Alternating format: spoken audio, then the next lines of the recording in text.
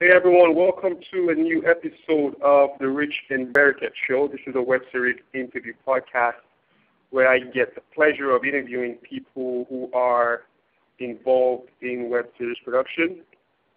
The show is presented by webseriesnetwork.com.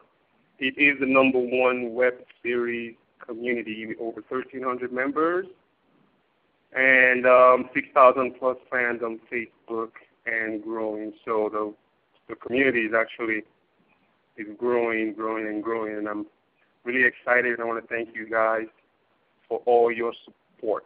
Okay, I have a special guest. I'm going to get right into this interview because I'm so excited to speak with Todd Roy. He's on the phone. He is the producer of the Jace Hall Show. He's also a part of hdfilm.com. They are a digital studio that produce video content for the internet. So I'm going to go ahead and bring Todd Roy on the program. Hey, Todd, welcome to the Rich Mbariket Show. How's it going? It's going great. Thanks for having me on here. You're welcome. Hey, I know, you and I have just been going back and forth via email, and this interview was supposed to happen last week. But as you know how the industry is, everyone is just busy.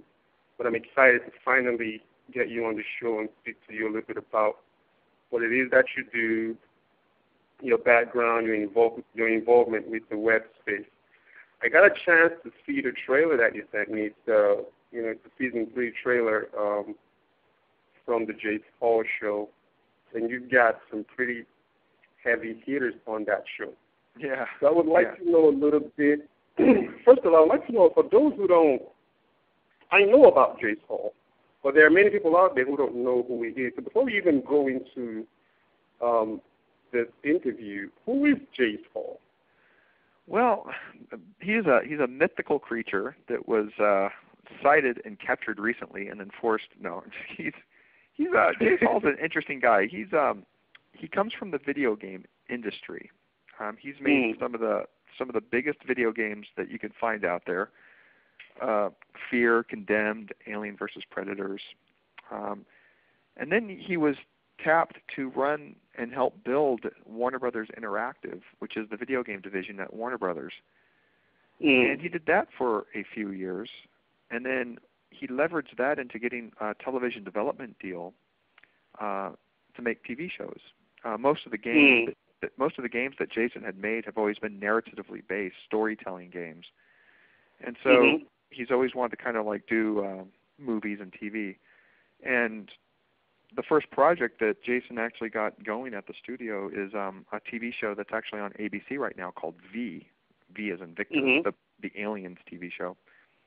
And while we were waiting for that to happen, for the development cycle on that particular show to happen, we started doing web content. But Jason's he's definitely an interesting guy. He's very business savvy.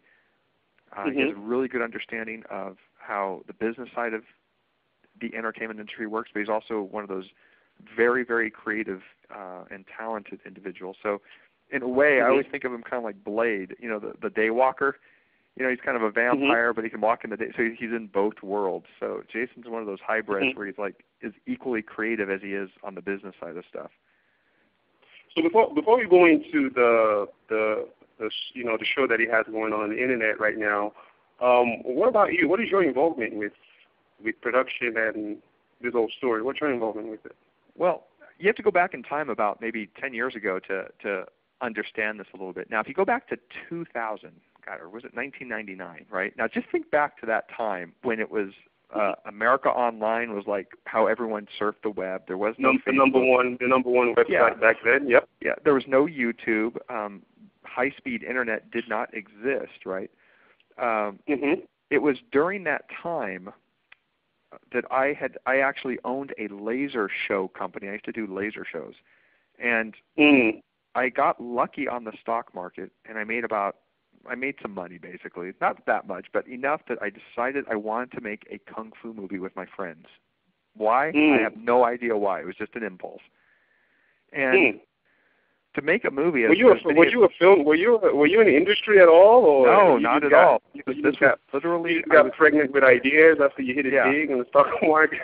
I was taking kung fu with my buddies, and I thought they all had such cool personalities. It would be awesome if we made a kung fu movie, right?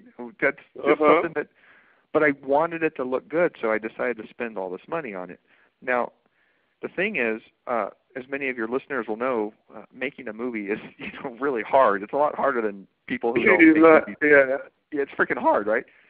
So it turned out, and my friends were such horrible actors. There's no way that I could do a movie with these guys because they sucked, right? So I decided to do a series of short films, like a series. Now, I didn't know where to put it, so I bought some server space because back then you actually had to have a dedicated server to handle the bandwidth of video. Mm-hmm. And I put my little short kung fu movies up on the internet. So inadvertently, I had, in a sense, made one of the first web series out there. And it had production quality. I mean, these were stories that had action and all sorts of stuff. I mean, there was art department, we had directors, we had producers, it's the whole 9 yards, right? So what is it? What was the name of? Is this something that I can go dig up? Yeah, you can find it on YouTube if you look for it. It's called Kwoon, Kwoon, and yeah, I saw you rocking the T-shirt in one of the videos. Yeah, we used to sell. Dude, it got pretty big there for a while. This little kung fu series back in like 2000, right? But eventually, my claim to fame now is that I could say that I was one of the first people to lose a lot of money on the internet because there's no way to make that money back then, right? You can barely do it now, and so eventually. What was your motivation for making this web film? Dude, were you thinking about? Go ahead. It was to meet hot chicks. I mean, that's the whole reason you get into film, right? You want to meet pretty girls. You know the type of girls that hang out at laser show conventions? They're not. No, they're those. No, you can't. It's terrible. Laser show women versus actresses. But the thing is, instead of using all that money to create a film to get hot girls, why not just use the money on the girls? I see. That's how I self-sabotage myself. See, what you just identified was way more efficient. But no, I didn't do that. I decided.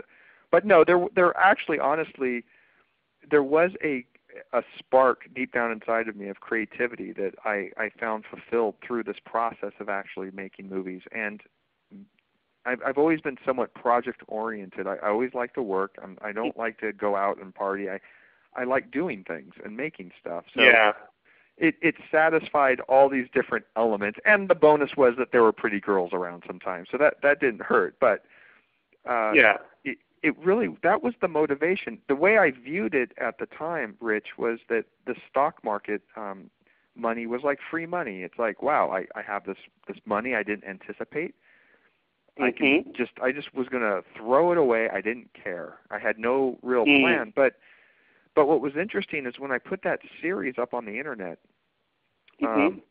we had garnered quite a bit of a following. People would email me all the time, and there was actually a considerable fan base for this little. Well, was there even Google back then? No, there wasn't. Basically, how did it find you? It was word of mouth, and it was a lot of grassroots marketing. And then the other thing too is that I started going to Comic-Con and WonderCon and DragonCon and a lot of the conventions back then, and setting up a booth, and I would sell DVDs of the show and just spread the word and give out posters and stickers. Because we're trying to grow a fan base. But then, but here's the interesting part. What happened when I put that series up, Jason, when he was working at the video game company, Jace Hall, was watching the show. He used to follow the progress I was doing on that internet show back in 2000. Oh, okay. That's how him and I met, basically. Okay. So when you jump forward to Jason getting his development deal at Warner Brothers, right? They give you offices there and they set you up. and they say, okay, you have 2 years, for you go make stuff. And then Jason's like, well, who do I know that can make things? And that's when I got the phone call from him. That's when he got you to make it. And we're going to talk a little bit about that, about how the whole process of getting a development deal with the studios go, and if that development deal, if new media is included in that development deal or not, or if it's just strictly television movies. We're going to get to that in a minute. And please remind me, don't let me forget that. No. So 1999 you started this thing. Fast forward now to 2011, okay, 12 years later. Yeah. And now we have this monster, okay, called the Internet. Yeah. We have YouTube now. We've got Twitter at our disposal. We've got Facebook. We've got all these great tools that literally the independent, it's already there right in front, under the nose of the independent producer. It's just a matter of who can actually use the tools that you have to make it work for you. So fast forward from 1999 to 2010, 2011, what do you make of this monster that we're facing right now? It literally is probably the greatest element to allow creative people to really get their content out in front of people without any type of impediment from a studio system, for example, or from people that would say no. For a good example would be the Jace Hall Show. The Jace Hall Show, if the Internet did not exist and we tried to pitch that as a television show, it probably wouldn't have gone anywhere because it's such an unorthodox ADD. It is. It simply is something that is the concoction of Jason and our own sense of humor and sensibilities. And our philosophy was that there's a lot of dudes that are kind of like us with the same type of mindset. So if the stuff we do is funny to us, then it might appeal to them. And we like to play video games, and we're kind of geeky guys. So and Jason has huge video game credentials, we wanted to make the show kind of skew toward that particular demographic. The fundamental and there's like this, and there's this cult like web-based for gamers, okay? Yeah. But at the same time, not all game-related shows are working out. Not all of them are succeeding. Because if you look on my site, there was a show that was a game-related show that went from had a pretty decent amount of following on the internet, and then it went to television and completely flopped. And now they're just not doing anything with it. The television network didn't renew it. But we have this big cult-like following of game-themed shows online. What do you think separates the boys from the men? Do you think that anyone that just likes games can just get in front of a computer and start a game show and work, or is there some tricks to the trade? Oh, are you saying try to get a successful show online? Yeah, like try to get a successful game show online. Oh, like video game stuff. Well, yeah, there are a lot of video game shows out there, and I would say for us, the path that we took was and this is more so from Jason, he identified first that and mainly because Jason came up with all the video game people who now run these companies, so he knows their personalities, right? So he wanted to do a show that didn't so much focus on product but on personality. And then when we look around into the video game space, how television shows or web shows, the way they present and package video game content, it's very product-centric. This particular video game is this particular branded entertainment when they're trying to create the story around a brand. Is that what you're saying? Okay. It's not so much personality-driven; it's more product-driven. And we were like, we wanted to focus more on the personalities of the people who make these games, put them in the light, have fun with them, do stupid things with them. And if we talk about video games or we show video game content and we can get an exclusive sometimes, that's great. But the primary focus was on the personalities. And that's why the show, I think, does so well and why it gets so many viewers is because it's very, very different. You just don't see these particular individuals Yeah, it's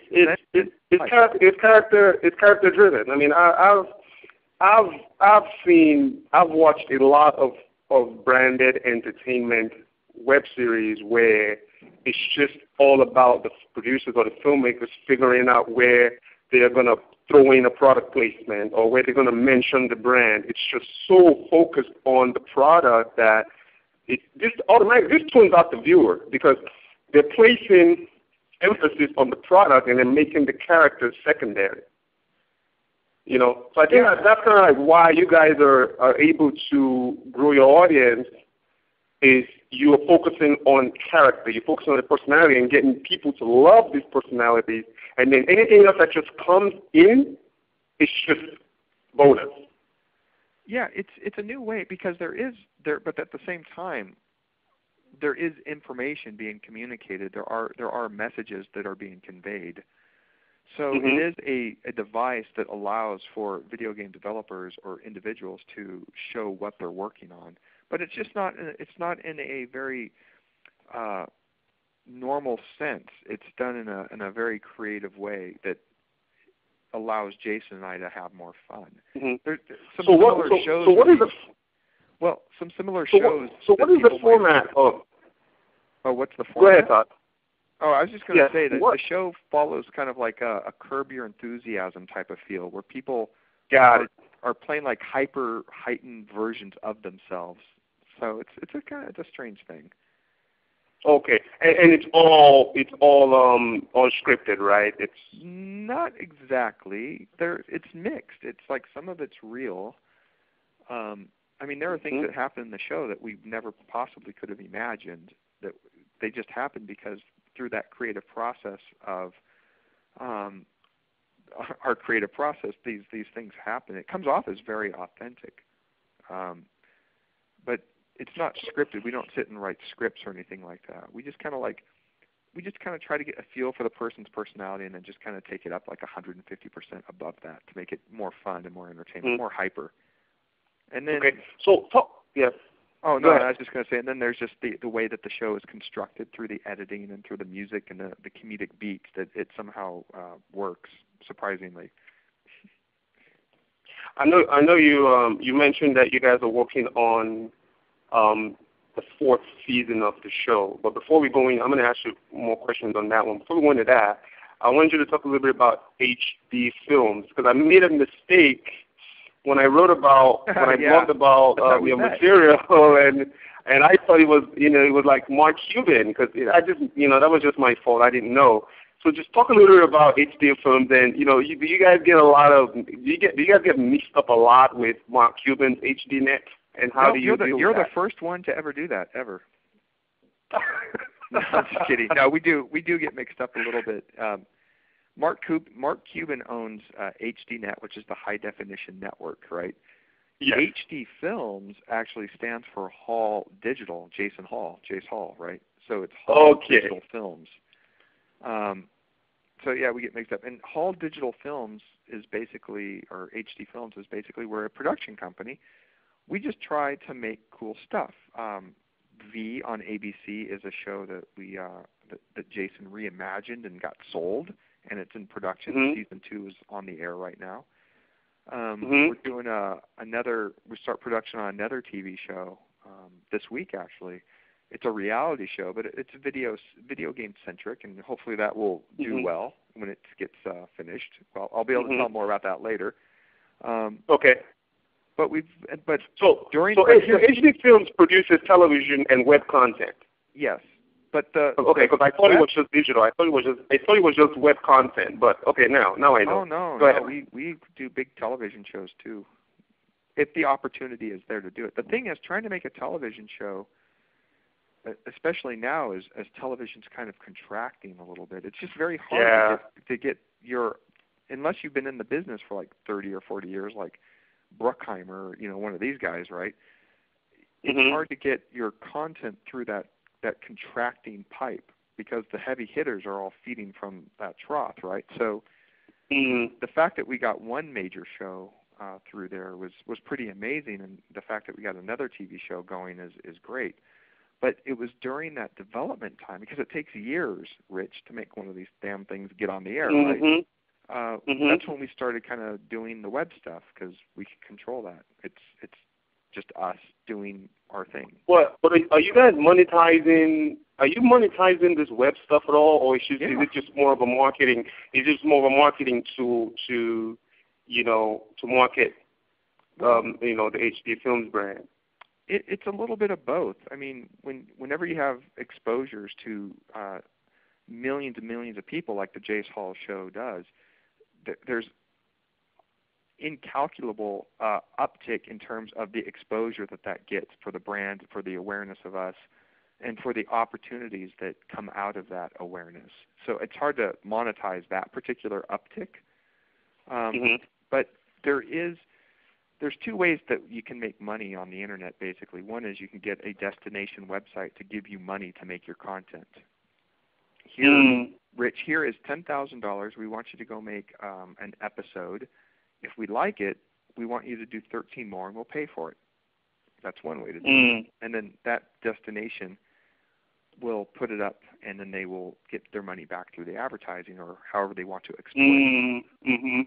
The other way, just to make it, and I'll let you continue. Just to make it, just to clear it, the destination website can be like a newspaper, right? Like an LATimes.com or a, just any sort of publication, right? Well, in this case, what I was thinking of a destination site would be something like Hulu or Crackle or a site where people go to for a particular reason. With IGN, it's mainly people that go there for video game information. The audience that goes to Hulu is much different than the audience that goes to YouTube. Very different experience there. AOL as well. Yeah. Hulu's audience will tend to sit and watch an hour or two of content, television quality content, but you don't see that same type of viewer experience when you go to YouTube. A YouTube person might go to YouTube and watch like a music video or something like that. So the amounts that the advertising that can be sold is a little bit different. Hulu tends to be able to command a higher price because they get people there longer. So, and I'm going to ask you a little bit about that, about Hulu in a second. But I wanted to get your take. I want to get your view on web series going to television, because it seems that some producers, not all of them, some web series producers out there, their objective is to create content, develop an audience for it, and then take it to television. I personally think it's a bad idea, but that's just one man's opinion. That's just Rich Mbariket's opinion. What do you think about web series going to television? Just like you said earlier, it's just so controlled, and it seems as if there's this pocket of people who are doing the same. They're the ones making all the television shows, and there really isn't any room for, an unknown to come in and create something. What are the chances of a web series going to television and working and succeeding on TV? They're good, actually. It just depends on the content. There aren't very many successful ones. Now, there is still a tremendous amount of money that can be mined from the television nugget. If you can get a series on television, you're going to make a lot more money than you ever would on a web series. Online. Now, if you could live 5 years from now in the future, is that going to be the case? I don't think so. I think that distinction, that differentiation between those particular two mediums is just getting more and more closer together. And so at some point, there's going to be a shift. But content is content is content, and the idea of whether it was originated and lived online or whether or not it was born on a studio and lives on television, that's indistinguishable to a lot of people. There are kids being born today that they won't even differentiate between online or television, the way that we don't differentiate between whether or not your television at home is color or black and white. We just assume it's color, right? But there was a time when you would say, hey, do you want to come to my place and watch TV? Is it a color TV? Because that was a rare thing, right? But now the content will just be wherever you're at. it's not going to. See, the fundamental way. Yeah. The fundamental way I think a studio or network makes money is that they control when you watch the content. Right? Yep. Yep. What the shift change is happening is that people now just want to determine when they watch the content. That's really what it comes down to. Yep. It's on demand now. Yep. But that monetization model is built in on controlling that content. You have to so you see this industry trying to prevent people from accessing stuff that they want to watch, and so it's got to give eventually. It's just that's not going to work. Yeah. But that's how the money is made right now on the television side, really. Yeah. Back to back to Jace, the Jace Hall Show. You guys are season 4 is currently in production, or is it in post production? Where are you guys now with season 4? We're about the halfway mark right now. We're doing 20 episodes, and I think episode 11 was just released on IGN on Friday. This is season 4? The 4th season? Yeah, the 4th season. The way it works is every Friday we put a new episode up on IGN.com exclusively for the weekend. And then on Monday, the show syndicates out to all of our other content partners. So if you go to Hulu.com or you go to the WB.com or Metacafe.com or Machinima.com or Crackle.com, you can find our show on all those different websites too. So how many viewers, I know this is impossible to actually know, but how many viewers combined do you think that you guys have accumulated since you launched this show? I'm pretty sure it's over at least 4 billion right now. I'm pretty sure. 4 B with the B? Yeah, I'm pretty sure about 4 billion people. We're very popular in China. No, I don't. I'm kidding, dude. Just kidding. It's in the millions. I know that. Okay. Yeah, because you're gonna start getting hate mails. You're not getting no 4 billion views. We got 4 billion viewers. No. It's difficult to say because our show is spread across so many different destinations. Yeah. It's hard to just know. Yeah. So there's an accumulation of people that get exposed and seeing the show that keeps growing all the time. But it's millions of people. Yeah. So we have a music video. In fact, one of our music videos that we made as a promotional device for the Jace Hall Show about the World of Warcraft. Just the YouTube video has almost 9 million views, so you can go check that out. If you type in "I play WoW" on YouTube, you will find our awesome music video, and you can actually see me in a dress if you want something to really haunt your nightmares. So take me through a typical production day. How long does it take you to shoot an episode and edit this episode? How long? It's like a typical production day. It's not. The thing is, the show is so untypical because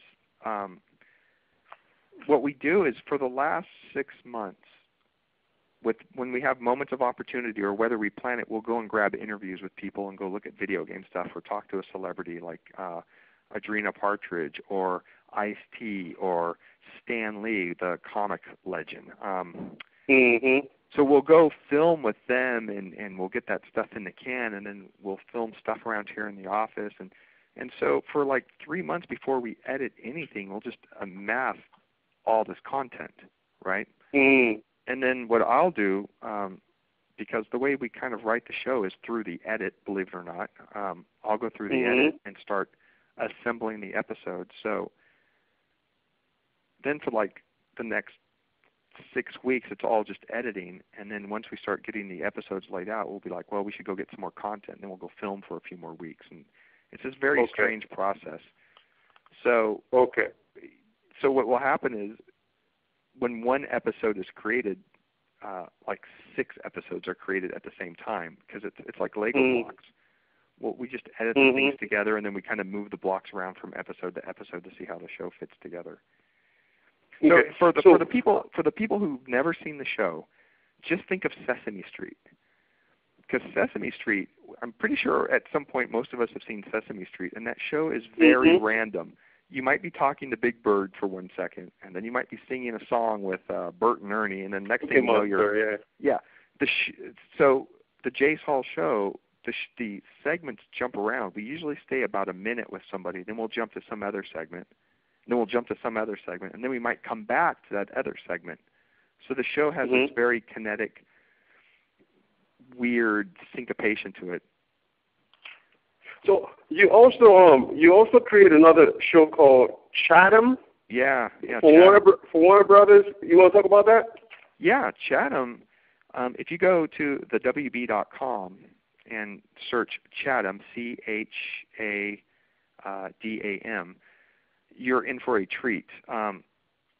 It's a completely computer animated series. And what we did the goal is to try to make it look like a Pixar movie, right? Because Pixar is awesome. Mm-hmm. But we don't have that budget. So what we did is we used video game technology to really keep those costs down. And we ended up licensing a video game engine called Unreal, which is the video game engine that's used in video games like Gears of War or BioShock. And so we then took the guy who created Chadam and the writer of the story, an artist named Alex Pardee. We then took his artwork and put it into that engine and got some modelers and all this and sacrificed some goats and put some magic juice on it. I don't know how it was, but somehow we managed to make 10 episodes of this computer animated series. It's a very dark fairy tale with very surreal-looking, like Dr. Seussian, Tim Burton-ish characters, and there's death and blood, and it's scary, but at the same time there are those the hero's journey story arcs, so it's very relatable. Yeah. And the thing, it's a free series. It's on the Warner Brothers website, the WB.com. WB.com. So, it's the first time that a computer animated series has been made like this, and it's amazing. It's a very beautiful series, and I hope everyone can go check it out because it's awesome. So is this part of what you mentioned about a destination site giving you money to create content? Okay. So, yeah, and I didn't let you actually finish that. You said that there are two ways you can make money. You either get a destination site to give you money to create the content, and what's the second one?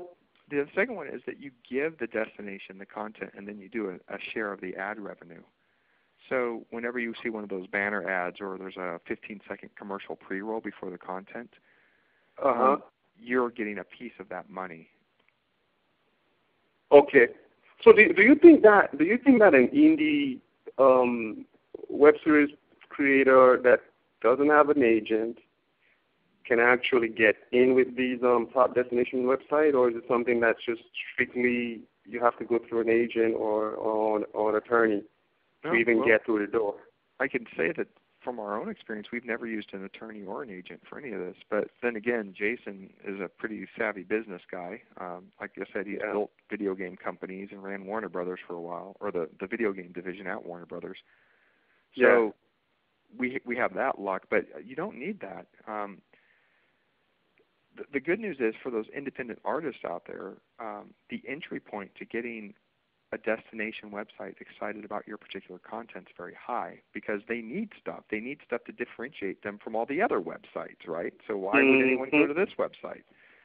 So if you can actually make something and make it look pretty decent on a decent budget, then there's going to be a lot of opportunities to be able to exploit that skill set with these particular websites.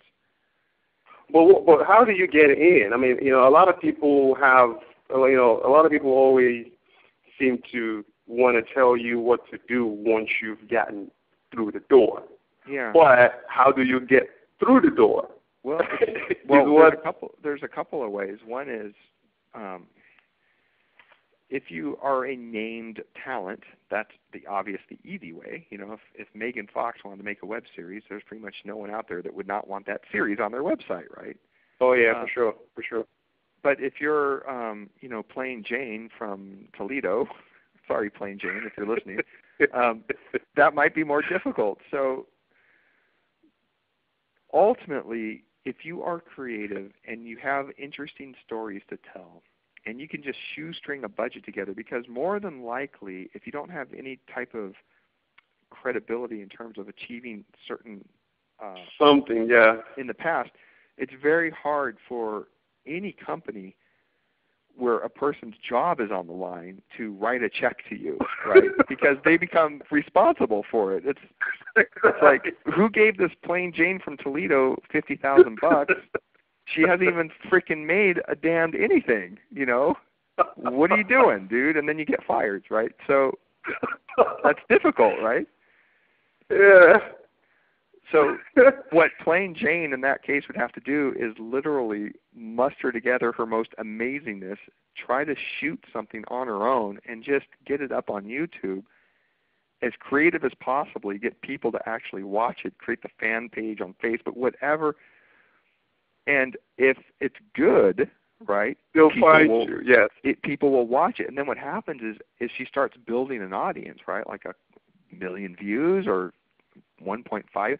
Then when she has a conversation with somebody, she can point to that. Now, so okay, you know, it's just unfortunate that when I first started doing this show, it was a 10-minute show, and then it just started getting better and getting better, and I've extended it to 30 minutes. Yeah. Now it's getting to the point where even 30 minutes is not even going to be enough anymore for me to do this show, because, you know, the information that I get from guys like you is just so good that I hate to stop. Oh, no, and I still hate to stop now, but I still wanted to ask you, though, you know, so you got the plain Jane from Toledo who doesn't have any presence online, yeah, hasn't even completed a screenplay, yeah, and the plain Jane is looking for a sponsor. And I get that a lot. I mean, I get so many emails of people who are looking for sponsorships, and the first thing I would do is Google them. Like, okay, let me just see what this person has done. Yeah. They don't even register on Google. What do you say, you know, as a producer, you know, you have a company that creates TV shows and web shows that are successful. What advice can you give someone that just doesn't have any material and is out there looking for sponsorships? Dentistry college would be one advice. I mean, like, you should go be a dentist. Or, no. I don't know. It's difficult. Here's the thing that sucks, but I'll tell you a solution, okay? But I'll tell you the thing that sucks is that no one in this business really wants you to succeed. No one cares. That is literally the truth. There is no one that really. That is true. We were at Warner Brothers for 4 years, right? We had our offices there. We moved into our own building now, so we just moved off the lot about 6 months ago. But before that, remember when I was talking about those kung fu movies I made?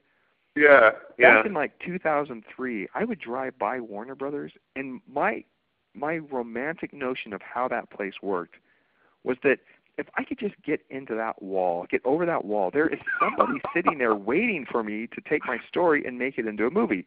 This guy is like, has nothing to do, and he's just like, God, I wish someone would just come in here and give me a script I could go make. That's literally how I thought it worked, right? But you know what's funny? It's hold that 1 second. Let me tell you a story. Yeah. When I was in film school, my dream was, and there's just like this delusion with film students where everyone just wants to get in the door. Oh, let me just get a job at Universal, and then I'm just gonna start putting my scripts on the people's door. You know what I mean? Like, once you get into through the walls, people think that you're pretty much in the game. But I'm going to tell you, I got a job. I got hired by DreamWorks, okay? And when I got into DreamWorks, I'm thinking to myself, this is amazing. Yeah. I'm going to make a movie. I'm going to do this. I'm going to do that. Do you know there was a policy within DreamWorks that you can't pitch your content? Yeah. You get fired for doing that. Like, if you were to walk up to a producer and say, hey, I got this idea, people lose their job. And I'm thinking, like, and that's why I quit. I'm like, okay, why am I here? If I wasn't an employee, I could pitch my content. But now that I'm a DreamWorks employee, it's prohibited. It's against company policy for you to pitch your content. And that's why I left that company. Well, why do you think that is, that they have that policy in place? I don't know. it's like I just don't understand. I don't know why why it's that way. I just don't get it.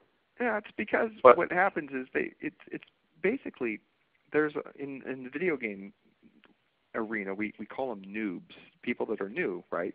You're a noob. You don't know what you're doing, right? Mm. And so that policy is in place to try to prevent the noobs from interfering with the machine, so to speak. And it sucks because the thing is, most people when they're first starting out in this business, and I'm one of these people. I still have to be reminded that I'm still relatively new at this. I've only been doing this for like a few years. God, I did my own thing, but before I got serious about it, I've only been doing this like 4 years. Is that there is it takes a tremendous amount of time. Actually, most people think overnight success, but that very rarely happens. And even most overnight successes, if you really peel back the layers and look, took years and years to get where they are. It's funny. Like, I can't explain that enough. That it takes time to build anything, a body of work, a reputation. So patience is the biggest thing. And the fact is, everybody at DreamWorks that's inside of that facility, or even at Warner Brothers, they're there because they're working on other things, right? And so the barrier to entry becomes so freaking difficult and impossible that there's even policies that say you can't even pitch stuff here. You can't go pitch stuff.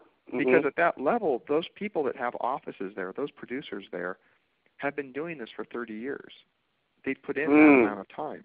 What have you done? You come in the door and think you're going to be able to pitch? Fuck, sorry to say that, right? No. We walk around here, these producers walk around here because we've been doing it for 30. What are you noob? No, you're not going to pitch. Go get my coffee.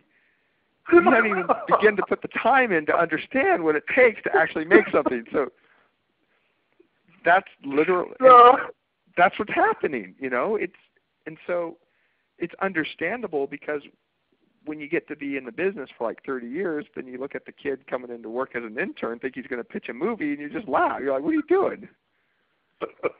and that's the reality. I think that's how it's just unfortunate. It's just honestly, it's unfortunate, but that's just the way it is. This industry is very, very cutthroat, and it's a mean industry. It is. There's always that wind blowing against you, saying no all the time. Look, I'll say when Jason wanted to do V, right? There was nobody that said, "Yeah, this is a great idea. You should do it. Let's do it." No, it's all no. What are you doing? The networks don't want spaceships. It's always no. It's always no. So what is wrong with networks these days? Like, whatever happened with the 24-episode order? It seems as if they're giving me like, we're going to order 2 episodes, okay? And you have literally a month to get an audience. What's going on with that? The stresses and demands on that particular element of the entertainment industry, I can't even fathom. I can speculate all I want, but ultimately I don't. I don't even know. It's a very expensive process to make television shows. There's a lot of money on the line, and I would imagine people just get second guessed all the time. I don't know. It's weird. But here's the thing too about pitching. I think of myself as a pretty nice guy, and I want to help people. It's my tendency. But the fact is, if someone came in here right now and wanted to pitch me a show, let's say it was George Lucas with Star Wars, right? Before Star Wars came out, right? Because we don't own it, and because we've already got like so much stuff of our own content that we're making, there's no time for me to stop and actually put my mental forklift on another person's project that I don't own. How do I justify that? Now, what would be a way for people to get in with you, HD Films, and just how can someone get in? Well, it's the problem. It's like it's tricky because, like I said, because you just can't walk in. You just can't walk in and pitch something. You can't send an email pitching something to someone via email. So how do you get in? Well, they have and they can. I do try to offer like good advice. I'm trying to like give you like the magic stuff I've gone through here, the experiences I've had. Okay. But ultimately, unless there is some X factor on the project, unless you're coming in with a lot of money or a way to distribute it that's going to make a lot of money that's outside of our known universe, then why would we want to make your thing when we've got all of our own stuff that we're making? That's like we're making our. We've got right now we have Chadam, the Jace Hall Show, the Morning After Show, which is the new Hulu daily show that we do in production, which is every morning. You can watch it to recap of pop culture. It's freaking awesome. Then we're getting ready to do 1, 2, maybe 3 more web series. We're trying to put together a movie, and we've got this new television show starting. Now, then in addition to that, we've been doing music videos because Jason, believe it or not, he's actually a good musician, and we like to write.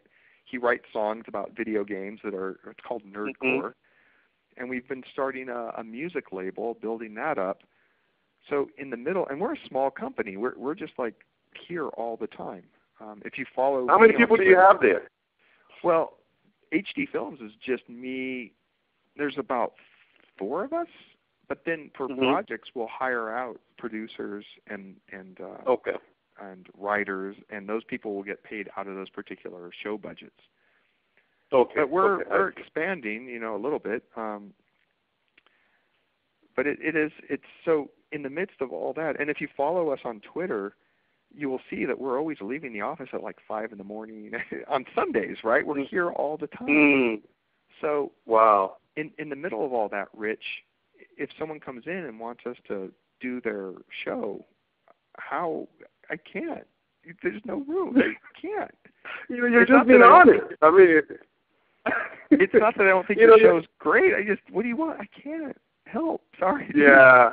But you know how the industry, especially with web series, everyone is, not everyone, I don't like saying that. A lot of producers they are married to their project. I mean, I've had interviews with web series producers who are like, oh, shoot, no one's going to take my baby away from me. This is my baby. I get to keep creative control and blah, blah, blah. I mean, and just all these things that they're saying, I mean, so if someone were to come to you and, yes, we know you can't produce it, but they just want to sell the idea, like just traditional television and selling ideas, that's something that do you guys even take into consideration? No, because the thing is, we have our own ideas. So why would we? Ideas are for rare individuals.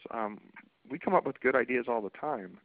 Yeah. Our problem is trying to find those people that can actually execute and do those things on their own without us like doing all the heavy lifting. So basically, then there's no way in then. Todd, I might as well just create my content and put it on YouTube, try to build something. Here, I'll tell you a couple of, now, like I said earlier, I didn't want to just be all Mr. Negative McNegativey, but you're just being honest. Yeah, you just being realistic. These are the practical barriers that people are going to encounter, and they won't understand why they're getting they're not making headway, but it's because they may not see these other chess pieces on the board, so to speak. There's these other concerns but one way. Here's the thing.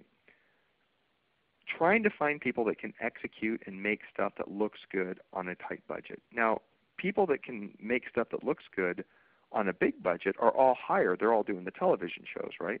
But the people that can actually do that on the web level with the economics that is the reality, they're not high yet. They're higher than they were last year, and they're getting better. But there's a few people that can do that. Felicia Day with the Guild she can make stuff and make it look good. Her and Kim Avery do a great job. Sandeep Parikh with The Legend of Neil, who I was fortunate to help produce that series with him a little bit. He did most of the work, but if you give that guy money, he can go make something and give you back a product all on his own. It's like, wow, thank you. But it takes time and practice to develop those skills. Now, one fast way, here's a suggestion.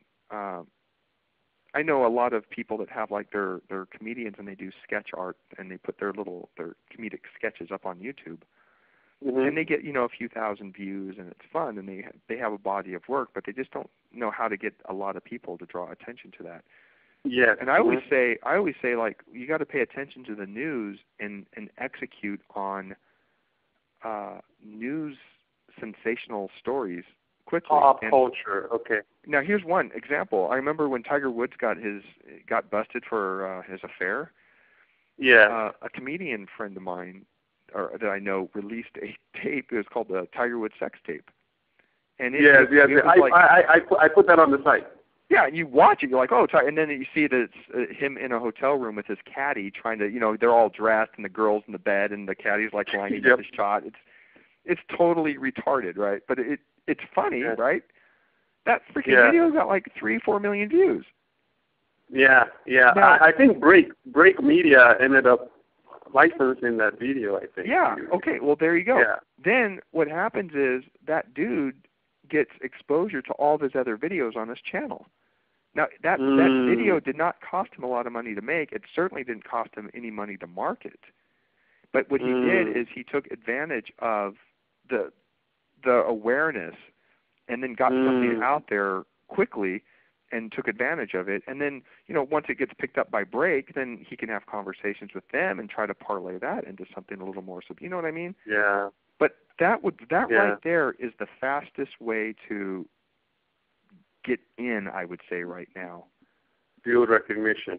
If you could do something that is very topical, immediate, Johnny on the spot, figure out something like for example, Sarah Palin stuff, or something where she does something dumb and the news is talking about it, and then you do a parody of that.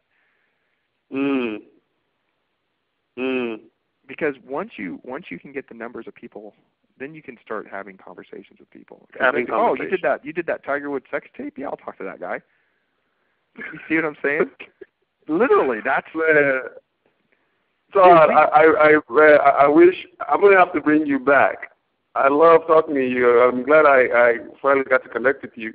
But I'm gonna have to bring you back on another day for us to continue this conversation. Oh yeah, dude, anytime, man. We're almost an hour into it. Oh shit! Sorry. It's okay. Hey, I just want to thank Todd Roy, producer of the Jace Hall Show. He's also one of the producers of HDFilms.com. I want to get that right. HDFilms.com. They produce television shows like web shows like Chadam, Jace Hall, and then the Hulu shows The Morning After. So check out HDFilms.com. Todd. Hey, I appreciate you coming on the show. Thank you very much, man. I'm always happy to talk to you, Rich.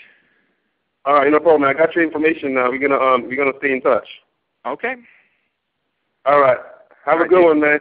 All right. Later. All right. Bye-bye.